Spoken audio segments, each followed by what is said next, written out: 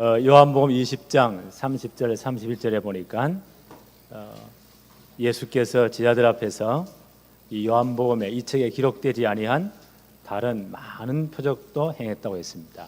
근데 요한 사도는 7가지의 표적을 대표적으로 골라서 요한복음에 기록을 했습니다. 다 기록하지 않고 그렇게 이런 표적을 7가지를 요한복음에 나오거든요.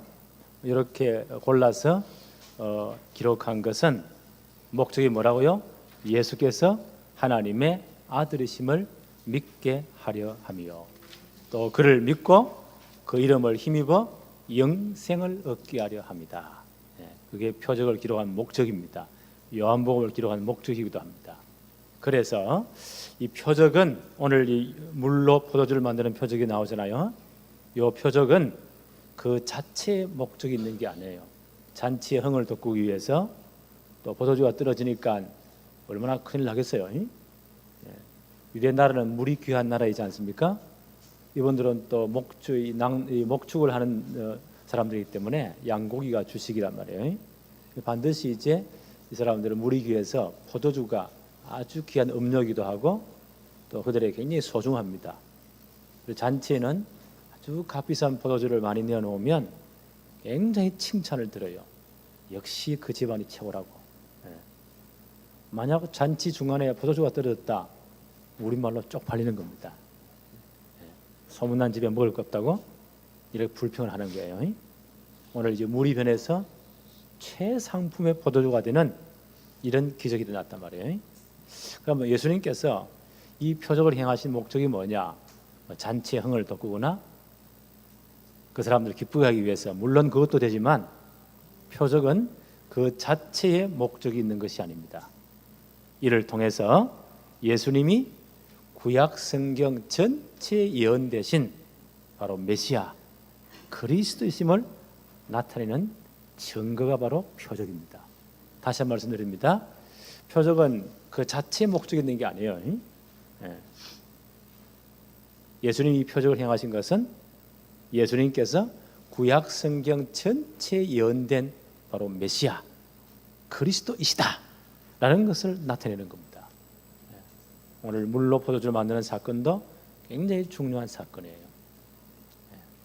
1번 봅시다. 예수께서 하나님의 아들 그리스도이심을 증거하는 표적입니다. 오늘 본문을 한번 쭉 읽어볼게요. 1절부터 사흘째 되던 날 갈릴리 가나에 혼례가 있어 예수님의 어머니도 거기 계시고, 2절에 예수와 그 제자들도 혼례에 청함을 받았더니, 이 땅의 일 가운데 제일 기쁘고 즐거운 날이 결혼 날이겠죠. 제일 기쁘고 즐거운 잔치가 뭐라고요? 결혼 잔치입니다. 종랑이나 서양이나 마찬가지입니다. 이때는 더 큰 잔치를 벌렸어요. 여기에 이제 예수님과 예수님의 어머니와 또 제자들과 많은 분들의 청함을 받았습니다. 아까도 말씀드렸지만 유대인들의 잔치에는 극상품의 좋은 포도주를 많이 대접할수록 칭찬을 들어요. 이 양반들이 뭔가 계산을 잘못한 것 같아요. 잔치 중간에 포도주가 떨어져 버렸단 말이에요. 이러면 이제 큰 부끄러움을 당하는 겁니다. 3절부터 한번 보세요. 포도주가 떨어진지라, 낭패를 당했습니다. 예수의 어머니가 예수에게 이르되 저들에게 포도주가 없다 하니, 예수님의 어머니는 가장 잘 눈치를 채고 있겠죠. 이분이 메시아이심을. 4절에 예수께서 이르시되 여자여 나와 무슨 상관이 있습니까? 라고 말씀하시면서 내 때가 아직 이르지 아니하였습니다 하는 아주 중요한 말씀을 알아듣지 못하는 말씀하셨어요. 5절에 그의 어머니가 하인들에게 이르되 너희에게 무슨 말씀을 하시든지 그대로 하라 하니라. 예수님 어머니 말에는 뭔가를 많은 걸 지금 깨닫고 있습니다. 그래서 그대로 행해라. 6절에 보세요. 거기 유대인들의 정결 예식을 따라 두 세통들은 돌 항아리 6이 놓였는지라. 모세 율법에 따르면 이분들은 식사를 하기 전에 반드시 손을 씻어야 돼요. 정결 예식. 원래 그 팔레스타인 지역은 사막 지역에서 먼지가 많잖아요. 또 먼 여행을 하고 돌아오면 손발에 먼지가 많이 묻어 있습니다. 그래서 귀한 손님을 또 어떻게 한다고요? 아주 제일 낮은 종이 이 물을 떠가지고 와서 그 사람의 손을 씻기고 발을 씻겨 드립니다. 그게 예식이에요. 예. 그게 율법으로 정해졌단 말이에요. 또 식사할 때도 반드시 정결 예식에 따라서 손을 씻어야 돼요. 이날은 물이 귀하잖아요. 그 물을 멀리서 길어와야 되기 때문에 그 물을 깨끗하게 잘 보존하기 위해서 돌 항아리, 돌로 된 항아리를 집안에 많이 비치해 둡니다. 그게 물을, 깨끗한 물을 그게 보관해 두어요. 식수도 사용하기도 하고 또 식사하기 전에 반드시 정결 예식으로 손을 씻습니다. 모세 율법에 그렇게 기록되어 있어요. 그 율법대로 이 집에 보니까 2-3통 드는 돌 항아리 6이 놓였는지라. 꽤 아마 자세는 부잣집인 것 같아요. 그리고 이런 돌 항아리에 이렇게 놓여 있었다. 7절에 예수께서 그들에게 이르시되 항아리에 물을 채우라 하신즉. 많은 손님들이 왔으니까 물이 다 바닥 났겠지요. 손 씻는다고. 그래서 예수님께서 뭐라고 말씀하십니까? 돌 항아리에 물을 채우라 하신즉 아귀까지 채우니 가득하도록 채웠습니다. 8절에 이제는 떠서 연회장에게 갖다 주라 하시매 갖다 주었더니 연회장은 그 잔치 전체를 통괄하는 분입니다. 양반에 갖다 주어라. 하인들은요 그대로 하면 돼요. 뭐 명령은 누가 하셨다고요? 예수님 하셨잖아요. 만약 기적이 아니라 쪽팔리면 누가 쪽팔리니까 예수님 쪽팔리는 거예요. 그러니까 이 양반들은 명령대로 하면 돼요. 그런데 그 물을 갖다 주었는데 9절 한번 보세요. 연회장은 물로 된 포도주를 맛보고도 어디서 났는지 알지 못하되 물떠온 하인들은 알더라. 이 사람 비밀을 알고 있잖아요. 최극상품의 포도주가 된 겁니다. 그래서 연회장이 신랑을 부릅니다. 10절에 말하되 사람마다 먼저 좋은 포도주를 내고 취한 후에 낮은 것을 내거늘 그들은 지금까지 좋은 포도주를 두었도다 하니라. 원래 유대인들 잔치에는 좋은 포도주를 많이 내면 칭찬을 듣잖아요. 그 사람들이 막 처음부터 좋은 거 내놓으면 계속 더 좋은 걸 내놔야 되잖아요. 그게 아니고 처음에는 이 양반들이 이제 잔치 흥을 돋구기 위해서 좋은 포도주를 내요. 어느 정도 이제 술이 들어가면 취하잖아요. 그러면 감각이 좀 떨어지겠죠. 그때 값싼 걸 실컷 내가지고 먹도록 이렇게 하는가 봐요. 그런데 물로 된 포도주는 전에보다 훨씬 더 좋은 포도주예요. 연회장이 놀래가지고 이 연회장이 신랑을 불러서 사람들은 처음에는 좋은 것, 나중에 아주 이제 취기가 오르고 감각이 떨어질 때는 나쁜 걸 내오는데 이 집은 어떤 판국이냐? 처음 것도 물론 좋았는데 지금은 더 좋은 것이다. 정말 멋있다. 이런 칭찬을 했다는 거예요. 자, 11절 봅시다. 이게 목적이 아닙니다. 11절에 예수께서 이 첫 표적을 갈릴리 가나에서 행하여 그의 영광을 나타내심에 제자들이 그를 믿으니라. 이분이 정말 구약성경 전체에 예언된 바로 그 메시아시구나, 그리스도이시구나, 하나님의 아들이시구나 라는 사실을 믿었다는 거예요. 표적의 목적이 뭐라고요? 그 자체의 목적이 있는 게 아니고 예수님이 행하시는 모든 표적은 바로 이분이 구약성경 전체에 예언된 메시아 그리스도이시다 라는 것을 증거하는 게 표적의 목적이에요. 그래서 이 오실 메시아에 대한 예언이 가장 많이 있는 것이 이사야 선지자의 글이거든요. 그 이사야서 25장 6절에 앞으로 메시아가 오시면 큰 잔치가 벌어질 것이다 라는 예언이 있습니다.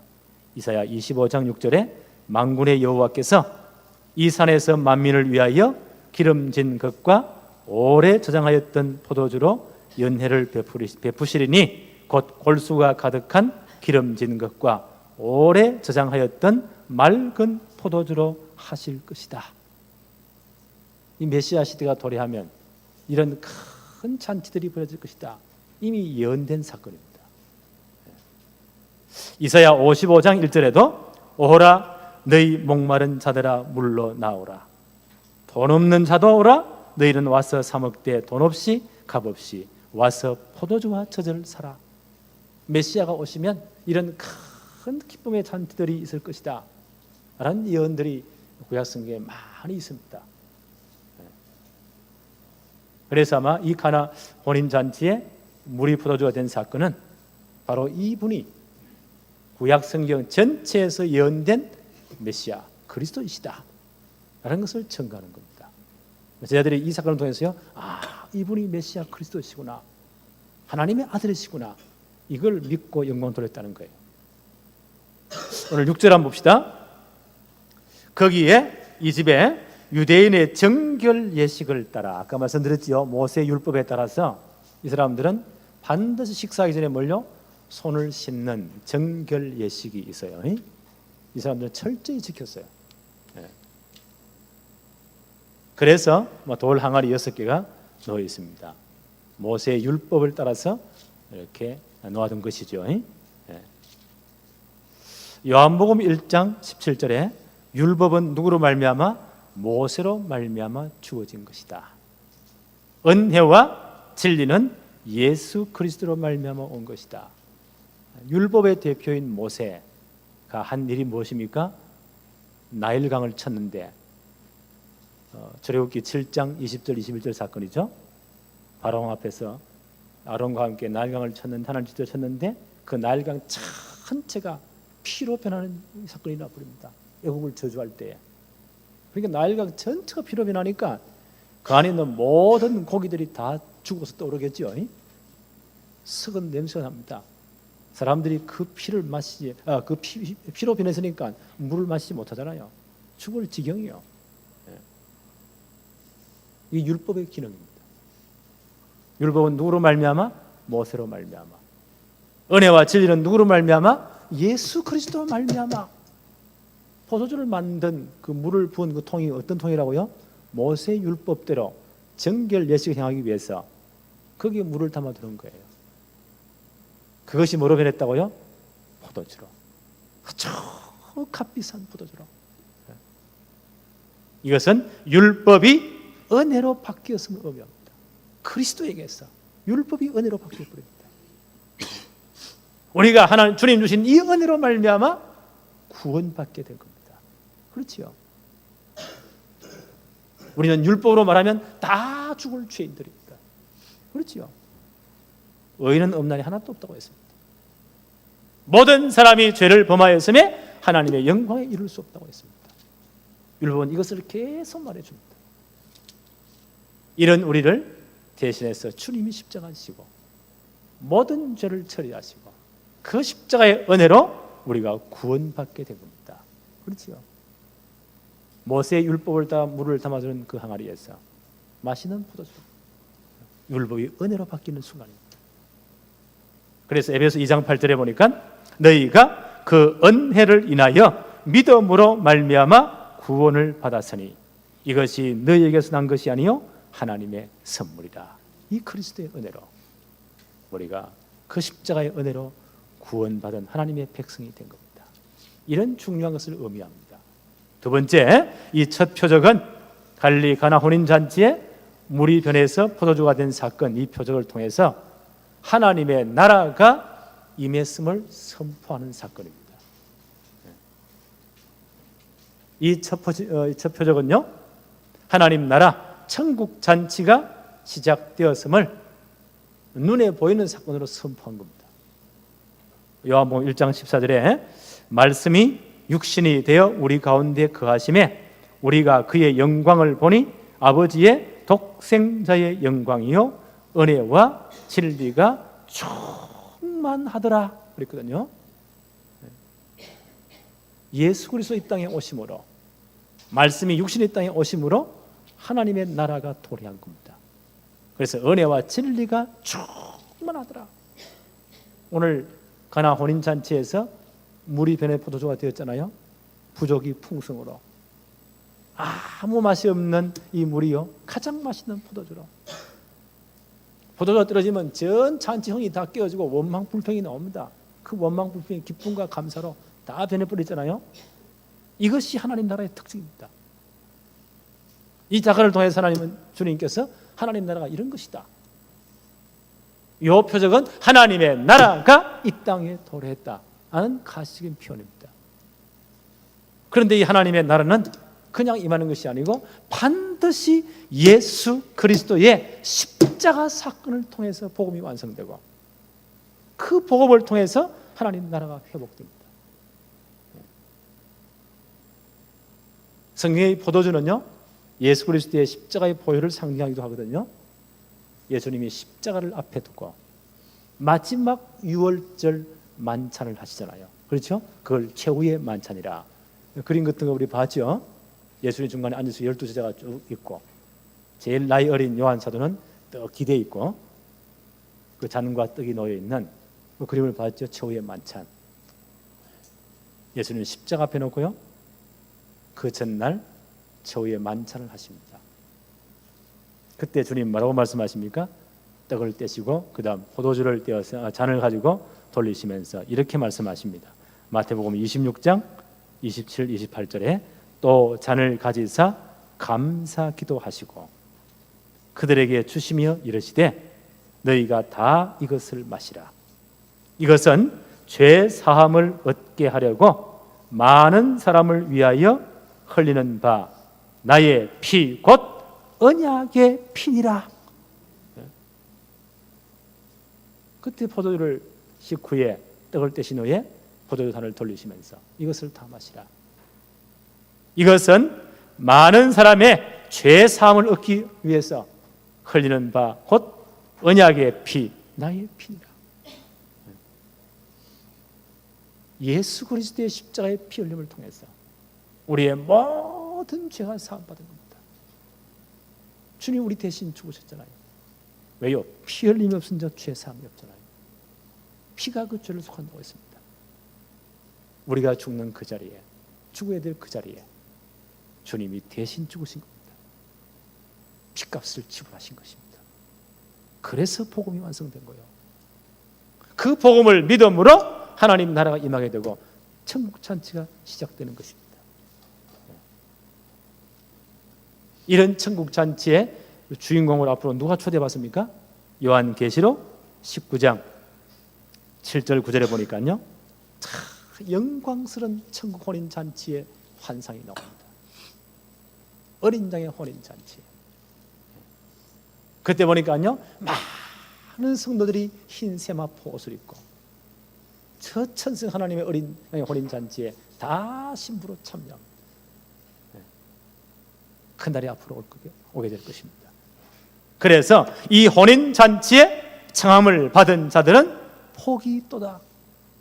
우리 모두가 앞으로요, 주님 재림하실 때 영광스러운 부활의 몸을 입고 하늘나라 혼인 잔치에 다 참여하게 될 거예요.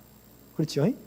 그리고 그리스도의 신부로 영원히 그 주님과 함께 왕노릇하게 될 것입니다. 이 나라가 임했다는 거예요. 여기에 대한 표현입니다. 이 표적은요, 이 나라가 임했다. 이 하나님 나라의 특징이 무엇입니까? 9절 10절 한번 보세요. 연회장은 물로 된 포도주를 맛보고도 어디서 났는지 알지 못하되 물돈 하인들은 알더라. 자기들이 떠왔으니까 제일 잘 알겠죠. 예수께서 이 표적을 10절에 보니까 말하되 사람마다 신랑을 부르서 말하자면 좋은 포도주를 내고 먼저 좋은 포도주를 내고 취한 후에 낮은 것을 내거늘 그들은 지금까지 좋은 포도주를 감추어 두었다 하니라. 연회장은 이걸 알지 못하니까. 하나님 나라의 특징이 이런 겁니다. 하나님 나라는 거기에 풍성함이 있습니다. 그렇죠? 잔치에 포도주가 떨어지면 큰일 나잖아요. 두세 통 되는 돌 항아리 6~7이 얼마나 물이 많겠어요. 잔치에 청함받은 사람이 딱 그 물로 손을 다 씻었는데 그만큼 많은 양이에요. 그게 포도주가 가득 찼으니까 그것도 극상품, 그들이 지금까지 맛보지 못한 최고의 상품, 최고의 포도주가. 하나님 나라는 이 풍성함이 있습니다. 그렇잖아요. 포도주가 떨어지면 어떻게 돼요? 진짜 그 잔치는 다 이제 망치는 겁니다. 원망 불평이 막 나오겠지요. 그것이 기쁨과 감사로, 부족이 변해서 풍성으로. 이게 하나님의 나라입니다. 그래서 이제부터 우리는 이 하나님 나라의 축복이 우리 모든 현장에 임해야 돼요. 진짜 기도하세요. 하나님, 우리 가정에, 우리 사업 현장에, 우리가 하는 모든 삶의 현장에 하나님의 나라가 임하게 하옵소서. 우리 이 나라 백성이잖아요. 그래서 예수님이 이 표적을 처음 행하신 겁니다. 골로새 2장 3절 4절에 2절 3절에 바울은 뭐라고 말했습니까? 하나님의 비밀인 그리스도, 그 안에 모든 지혜와 지식의 보화들이 감추어져 있느니라. 우리는 하늘나라 백성들입니다. 우리는 이 축복을 다 차지해야 돼요. 이 땅에서. 오늘부터 이 축복이 임하기를 바랍니다. 세 번째, 예수님께서는 이 하나님 나라를 이 땅에 임하게 할 그 때를 위해서 오신 겁니다. 오늘 2장 4절 한번 볼까요? 예수께서 이르시되 여자여 나와 무슨 상관이 있나이까? 그러시면서요 아주 중요한 말씀을 합니다. 중요한 말씀할 때는요 다른 사람들이 알아듣지 못하는 이런 말씀하셨어요. 어떤 말씀하십니까? 내 때가 아직 이르지 아니하였느니라. 주님이 이르실 때 이 어떤 때입니까? 예수님께서 공생의 3년 반 기간 동안을 사역하실 때 여러 번 유대인들이요 예수님을 죽이려고 체포하려고 계속 시도를 한 겁니다. 근데 예수님을 체포하지 못했어요. 요한복음 7장 30절에 보니까 그들이 예수를 잡고자 하나 손을 대는 자가 없었으니 이는 그 때가 아직 이르지 아니하였습니다. 하나님의 때가 아니기 때문에. 요한복음 8장 20절에도 이 말씀은 성전에서 가르칠 때에 흥금함 앞에서 하셨으나 잡는 사람이 없으니 이는 그의 때가 아직 이르지 아니하였습니다. 하나님 주님의 때가 아직 이르지 않았다고 성경은 설명합니다. 근데 주님께서요 십자가를 앞에 놓으시고 이제 3년만 공생이 거의 끝났잖아요. 십자가를 앞에 놓고 주님이 이렇게 기도하십니다. 요한복음 17장 1절에 예수께서 이 말씀을 하시고 눈을 들어 하늘을 우러러 이르시되 아버지여 때가 이르렀사오니 아들을 영화롭게 하사 아들로 아버지를 영화롭게 하옵소서. 이제 공생애를 다 맞춰 예수님이 이렇게 기도하십니다. 아버지 때가 이르렀습니다. 아들로 영화롭게 하사 아들로 아버지를 영화롭게 하옵소서. 십자가 사건을 앞에 놓고 주님이 이 때를 위해 오신 겁니다. 그리고 이제 십자가를 앞에 놓고 마지막 잡히시 그날 밤에 12제자를 모시고 최후의 만찬을 하시잖아요. 그때 떡을 떼어주시면서 뭐라고 말씀하십니까? 이것은 너희를 위한 내 몸이다. 십자가에서 못 박히실 주님의 몸을 상징하는 것이다. 잔을 돌리시면서 이것은 너희를 위하여 흘리는 내 피다. 많은 사람들의 죄를 사하기 위해서 흘리는 바 내 언약의 피니라. 그래서 하나님의 나라는 반드시 그리스도의 십자가의 복음을 통해서 이루어집니다. 주님이 이때를 오신 겁니다. 뭐 하기 위해서요? 십자가 지시기 위해서. 그래야 복음이 완성되는 거예요. 그래야 하나님의 나라가 임하게 되는 것입니다. 주님이 십자가에 그 다음날 못 박히시잖아요. 모든 물과 피를 다 흘리시고 영원한 제사장으로서 우리의 모든 죄를 다 끝내시고 영원한 선지자로서 하나님 만나는 새롭고 산 길을 여시고 영원한 왕으로 오셔서 죽으시는 이 사건을 통해서 사망의 세력을 잡은 자 마귀를 완전히 박살낸 이 주님의 십자가 사역이 다 이루어진 것을 주님이 깨달으시고 이렇게 말씀하십니다. 요한복음 19장 28절로 30절에 그 후에 예수께서 이 모든 일이 이미 이루어진 줄 아시고, 그렇죠? 영원한 제사장, 영원한 선지자, 영원한 왕으로서의 모든 사역을 이미 이룬 줄 아시고 이제 하나님 나라 회복 사역이 이제 이룬 줄 아시고 성경을 응하게 하사 이르시되 내가 목마르다 하시니 거기 신포도주가 가득히 담긴 그릇이 있는지라. 사람들이 신포도주를 적신 해면을 우설초에 매어 예수의 입에 대니 예수께서 신포도주를 받으신 후에 이르시되 다 이루었다 하시고 머리를 숙이니 영혼이 떠나 가시니라. 주님 마지막 뭐라고 말씀하십니까? 이제는 다 이루었다. 십자가에서 마지막 말씀입니다. 다 이루었다. 자신이 영원한 제사장이 되어서 자기의 몸을 영원한 제물로 십자가에 들이셔서 우리의 모든 죄와 저주를 끝내시고 하나님과 원수된 우리가 하나님 만날 수 없잖아요. 하나님 만나는 새롭고 산 길을 열어버렸잖아요. 우리가 일생의 죽기를 무서움으로 사단에 매어 종로를 했잖아요. 그 모든 사단 권세를 완전히 다 끝내신다. 다 이루었다. 이 말씀하신 주님이 운명하셨습니다. 그래서 복음이 완성된 겁니다. 주님이 이때를 위해서 오신 겁니다. 그래서 십자가에서 복음을 완성하셨습니다. 그래서 바울은 말하기를 고린도전서 15장 1절 4절에 복음을 이렇게 설명합니다. 형제들아 내가 너희에게 전한 복음을 너희로 알게 하노니. 바울이 전한 복음의 내용입니다. 내가 너희에게 전한 복음은 이런 것이다. 이는 성경대로 그리스도께서 우리 죄를 위하여 죽으시고, 그렇죠, 우연히 죽은 것이 아닙니다. 구약 성경의 예언대로 그리스도가 이 땅에 오셔야 돼요. 하나님이신 그분이 말씀으로 하나님과 함께 하셨던 하나님이신 그분이 이 땅에 오셔야 돼요. 우리를 구원하기 위해서 성경대로 이 땅에 오셨습니다. 우리와 똑같은 몸을 입고 오셨습니다. 성경의 예언대로 십자가에 죽으셨습니다. 그래야 모든 문제 끝나니까. 대신 죽으셨습니다. 그리고 무덤에 장사지례마 되었다가 그냥이 아니죠. 성경의 예언대로 이분이 그리스도라는 증거로 사흘 만에 다시 살아나셨습니다. 그래서 복음이 완성된 거예요. 바울은 이게 복음의 내용이다. 주님이 이때를 위해 오신 겁니다. 부활하신 주님께서 40일 동안 이 땅에 계시면서 뭐 하셨나요? 굉장히 중요한 사역을 또 하셨습니다. 40일 동안 계시면서 사도행전 1장 3절에 보니까 그가 고난받으신 후에 또한 그들에게 확실한 많은 증거로 친히 살아계심을 나타내사 40일 동안 그들에게 보이시며 하나님 나라의 일을 말씀하시니라. 굉장히 중요한 사역을 하셨어요.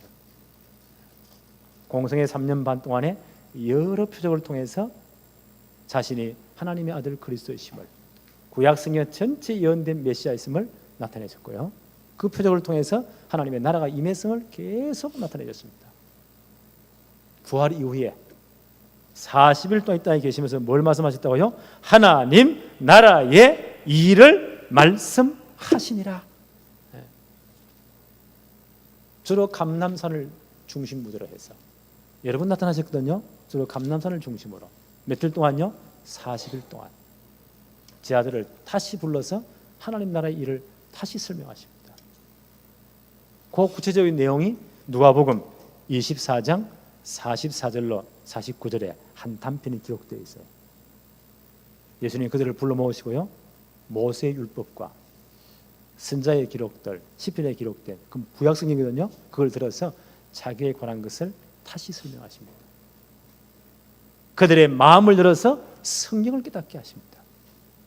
그리스도가 왜 이 땅에 오셔야 되는지, 왜 십자가에 죽으셔야 되는지, 왜 부활하셔야만 되는지를 설명하고 정확한 복음을, 그리고 이 복음이 예루살렘에서 온 세상에 땅 끝까지 전거될 것이다. 그리고 이 복음의 증인으로 하나님이 너희를 부르셨다. 너희는 이 일의 증인이다. 이것은 너희 힘으로 하는 것이 아니다. 아버지께서 위로부터 능력으로 입히게 할 것이다. 성령으로 충만케 하실 것이다. 그때까지 이 성에 유해라. 그리고 이 복음의 증인 되어라. 이런 중요한 하나님 나라에 관한 메시지들을 말씀드려 40일 동안 집중해서 그를 다시 훈련시키십니다. 40일 중에 마지막 약속이 뭐예요? 사도행전 1장 8절에 보니까 오직 성령이 너희에게 임하시면 너희가 권능을 받고 예루살렘, 온 유대, 사마리아 땅 끝까지 이르러서 내 증인이, 하나님 나라 확장의 증인이 될 것이다 약속하셨어요. 이제 우리는 하나님 나라의 백성이 되었습니다. 누구로 말미암아? 예수 그리스도로 말미암아. 이 복음을 믿음으로 하나님의 자녀가 되었고 하나님 나라의 백성이 되었어요. 이제 우리 이 땅에서 뭐 한다고요? 하나님 나라 확장을 위해서 우리의 삶을 드려야 됩니다. 예루살렘, 온 유대, 사마리아 땅끝까지. 그래서 우리 교회는 중요한 하나님 계획도 붙잡았어요. 오늘 렘넌트 제대로 세웠어. 우리 목사님 기도했죠. 렘넌트 성공시대를 만들자. 우리 렘넌트를 모든 족속 민족 다 파송하자. 거기서 뭐요? 이 그리스도의 복음 운동해서 하나님 나라를 확장하자. 성경이 분명히 약속했습니다. 이렇게 이 일을 할 때, 왜요? 어두움이 캄캄함이 앞으로 온 땅을 덮으니까, 창세기 3장 문제 앞으로 계속되니까, 창세기 6장 문제 계속되니까, 11장 문제 계속되니까, 문제는 영적 문제는 점점 영적으로 점점 캄캄해집니다. 그래서 일어나라, 빛을 발하라. 이 빛을, 복음의 빛을 발하라 말이요. 하나님 나라 확장하라 말이요. 이 일을 제대로 하면 모든 이방의 은금을 다 주겠다. 열방이 다 몰려오겠다. 우리 이 시대를 만들어야 돼요. 저는 그걸요, 렘넌트 성공 시대다. 우리 렘넌트 어릴 때부터 정확한 복음 집어넣고 실력과 삶의 규모 딱 갖추게 만들었어. 이제는요, 제대로 전 세계 모든 민족 족속 다 파송하는 겁니다. 이 복음의 정의입니다. 하나님 나라 확장하도록. 우리 이 축복소에 진짜 들어가야 돼요.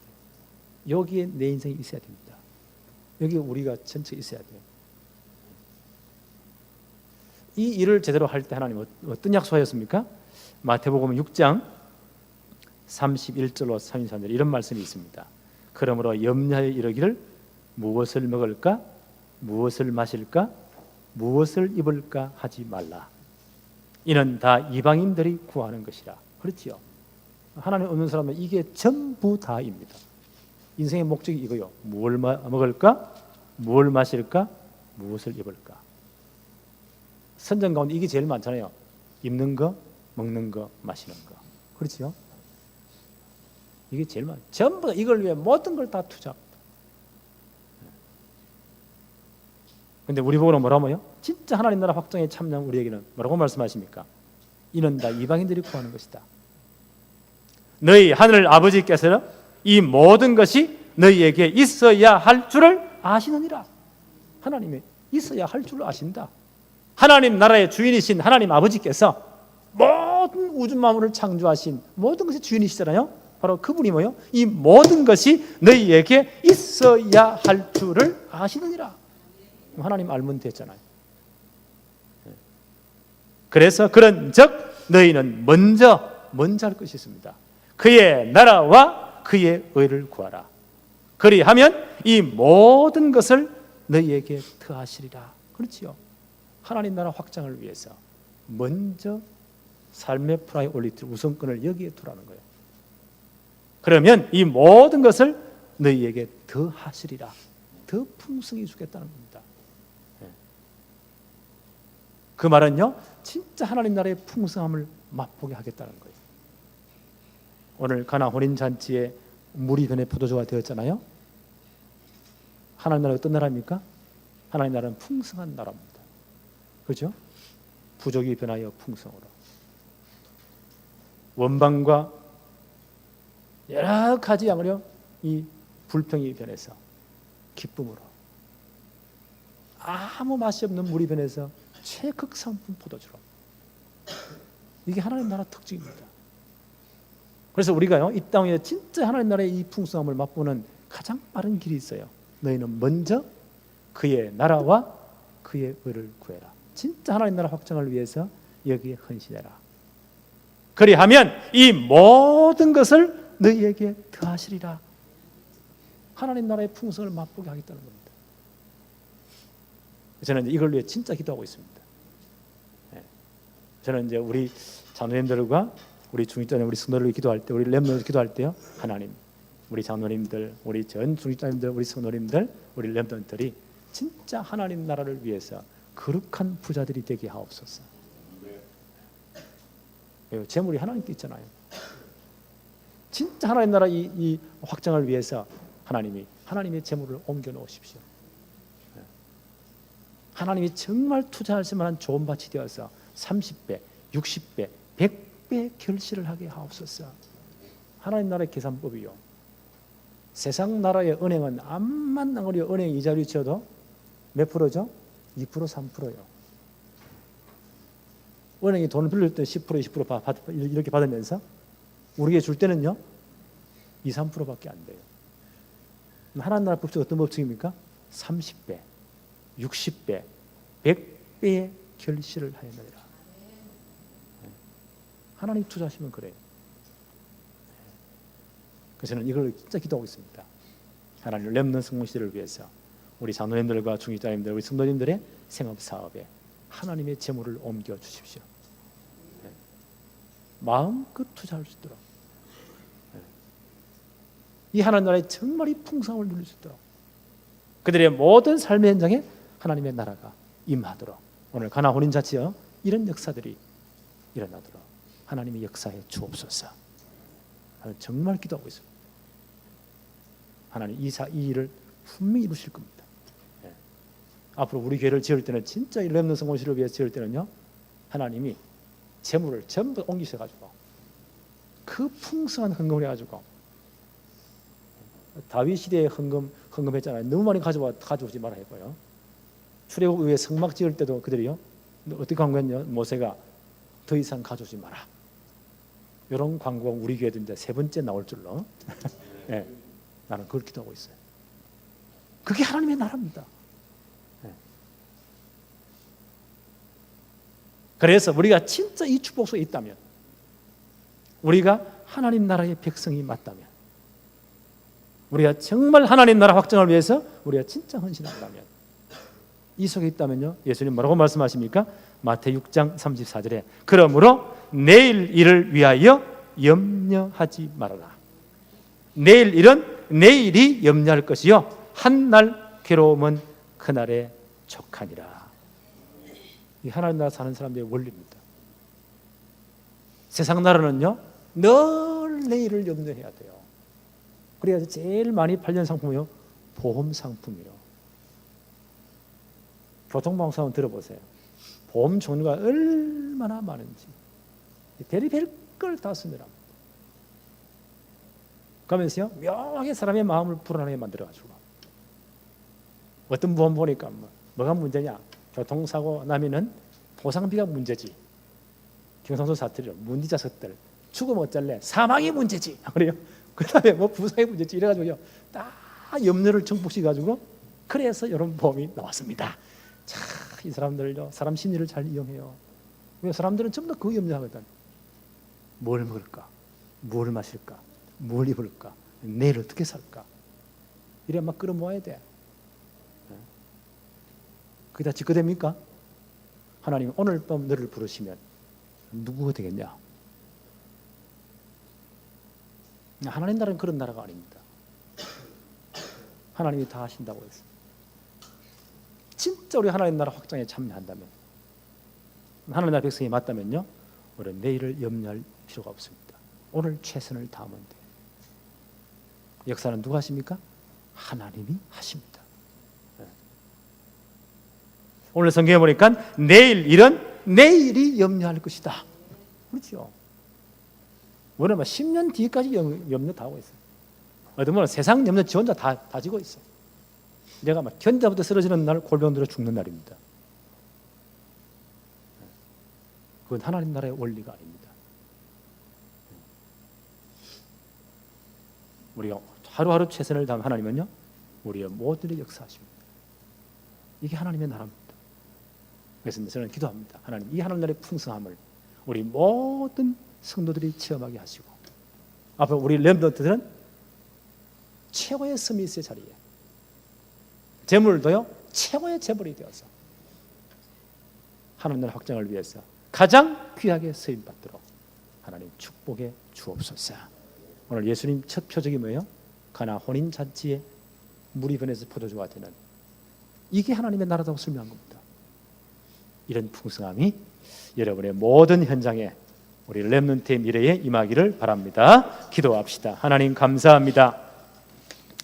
오늘 주님의 공생의 첫 표적으로 요한 사도는 갈릴리 가나의 혼인 잔치에서 포도주가 모자라서 큰 낭패와 여러 가지 문제를 당했는데 주님이 역사하심으로 물이 변하여 포도주로, 부족이 변하여 풍성으로, 원망과 불평과 무질서가 변하여 질서와 풍성함과 기쁨으로 변화시키신 이 역사를 보면서 하나님 나라의 이 풍성함이 이제 우리 모든 성도의 현장에 임하게 하여 주옵소서. 우리 렘넌트를 축복해 주옵시고 이런 하나님의 나라를 모두가 100배로 누리게 하옵소서. 그래서 이제 정말 하나님 나라 확장을 위해서 모든 족속 민족에 파송되어서 이 축복의 정인들이 되도록 역사하여 주옵소서. 예수님의 이름으로 기도합니다. 아멘.